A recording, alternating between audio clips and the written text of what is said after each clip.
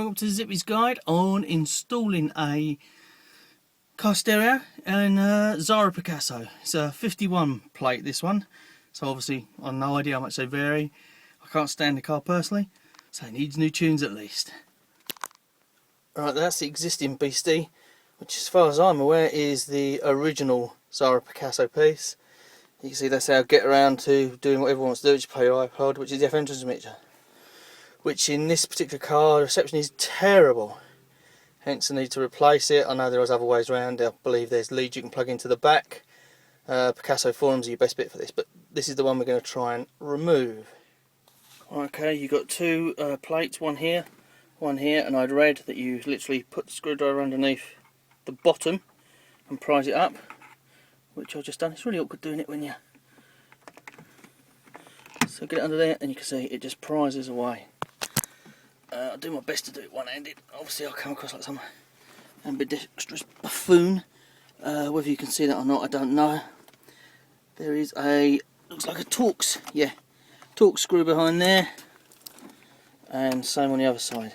These seem to be little flappers. I have no idea whether they're permanent or not. I'll find out in a bit rather than snap them off. Okay, next step, undo those two Torx.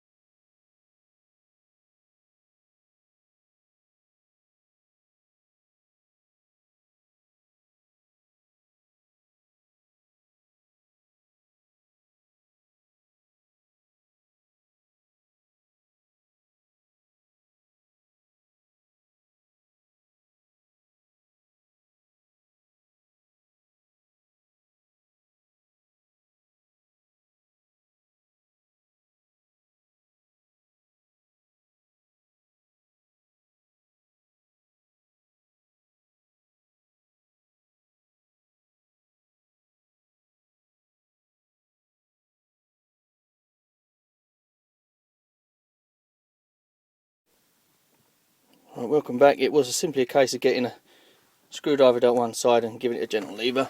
Wasn't too much brute force needed at all. Just needed both hands to do it. Right. What we have behind is, looks like one aerial with some weird ass adapter and some plug-in connectors there. I'll pull those out and see what I can show you. Right, I pulled the aerial thing off. What I find on mine is a little bit worrying. I don't know if you can see those leads which don't go anywhere. That's fine.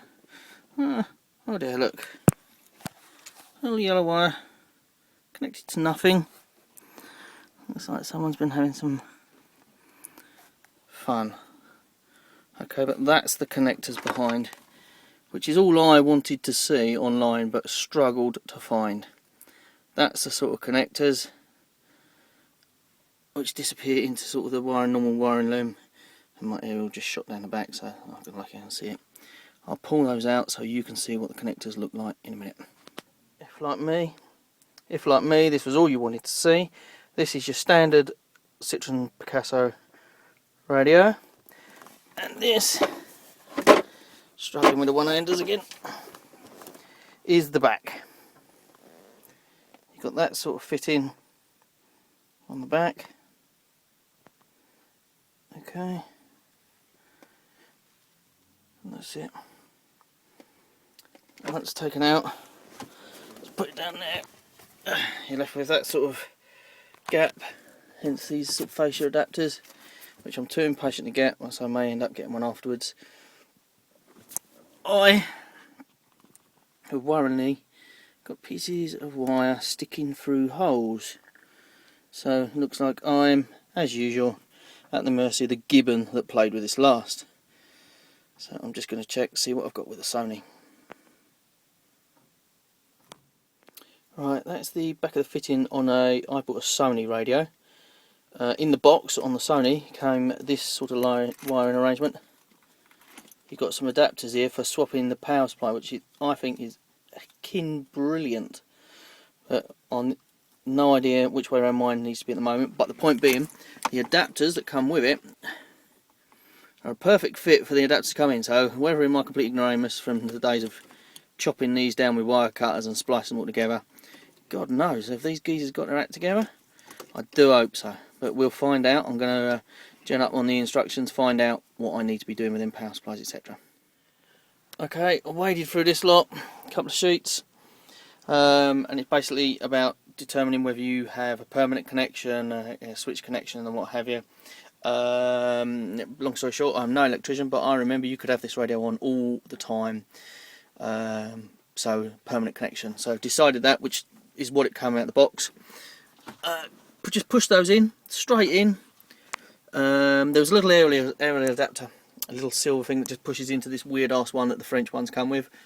Just push that in there. I have tested it because I didn't want to blow everything up.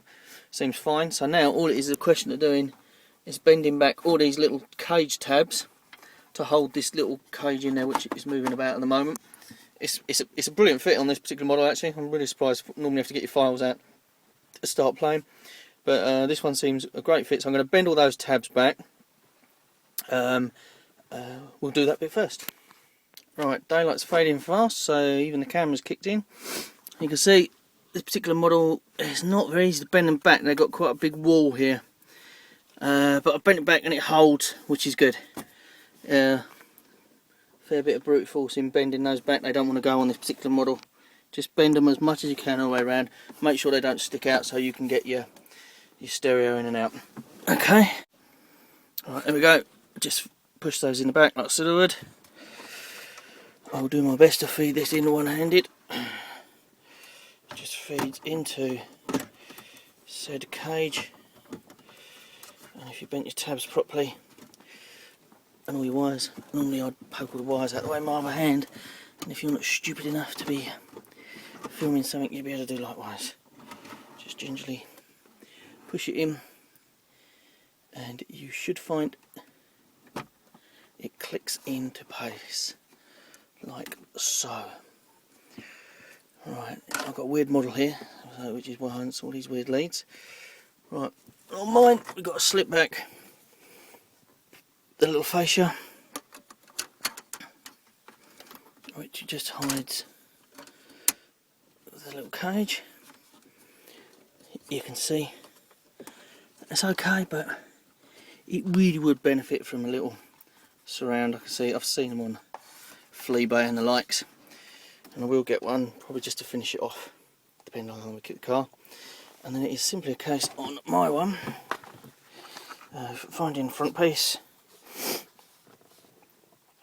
This is my Christmas present to myself with overtime. New stereo, so I will just attach it off camera so I don't break it. Attach my faceplate, first time off camera because I didn't want to break it on film, which is a bit stupid actually because I got 250 quid back. And, right, and it's a case of shutting that up and saying a prayer if you're religious. Keys. Sorry, got to hold the steering wheel to release the lock. Ooh, lights, always good, as opposed to smoke, which is a bad sign. Okay. Oh, we're going to get a little demo. Well, according to the instruction, if you'd done it wrong, it said failure.